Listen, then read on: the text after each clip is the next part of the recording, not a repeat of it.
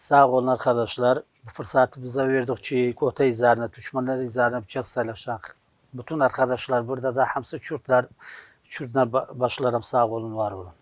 Barizan بنسبة تمي بكورتي ولامي عندك شتيك بدموا بنسبة محكمة اتحادي من ليرة مباردة كموا شيء كوتا كانوا حزب السياسي تركمان كان أو ركلا كردستان براستي فرميرشي تمساح در ريجن لبو آغايا كان يعني براستي كا يكم كس أو ركا خوشكشي بريزبان هيرج دكات السريشتي اجتماعي كردستان دلي یەشێتی ڕێگر بووە کە ئێمە شتێک بمینێ. ئازیزان ئەمەدا لێرەوە پێتان ڕدەگەینم یەشێتی نیشتیمانی کوردستان هیچ کاتێک ڕێگر نەبووە.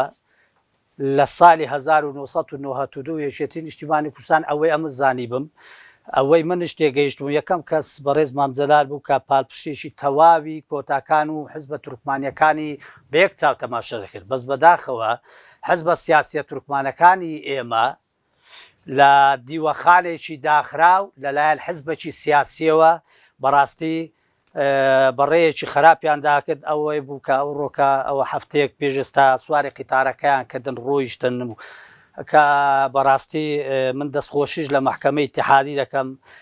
یەشێتی نیشتیمانی کوردستان ئەگەر شوعیش باە ئەگەر زەحمەتکێش باە کۆمەڵیش با من هەرو قسەیم دەکرد وەکو پاڵپشتێک ئەوە بەڕاستی درۆیەکی شاخدارە دەیکەن.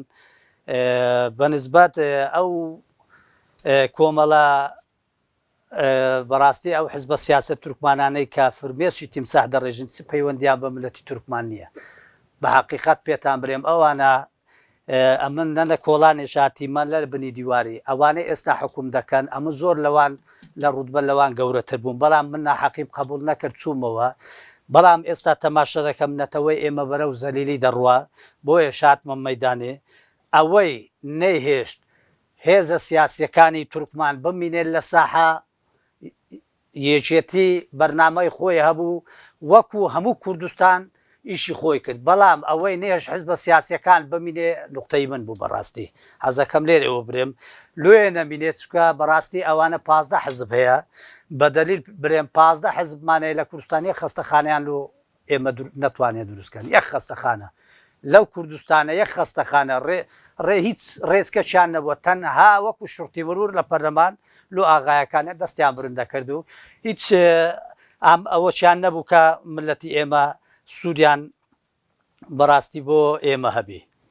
محکەمەی ئیتحادی دووبارە و سێبارە دەکەم بەڕاستی بڕیارێکی حەکیمانەیدایە بڕیارێکیدایە پڕ بەدڵی نەکات تورکمان پڕ بەدڵی هەموو خەڵکی کوردستانە. بەڕاستی خەڵکی کوردستانە ئەو ڕوو بە هەموو قەومیەتەکانەوە بەڕاستی کە من داکۆچی لە نەتەوەی خۆم دەکەم مانای ئەوە نییە بەس تورکمان.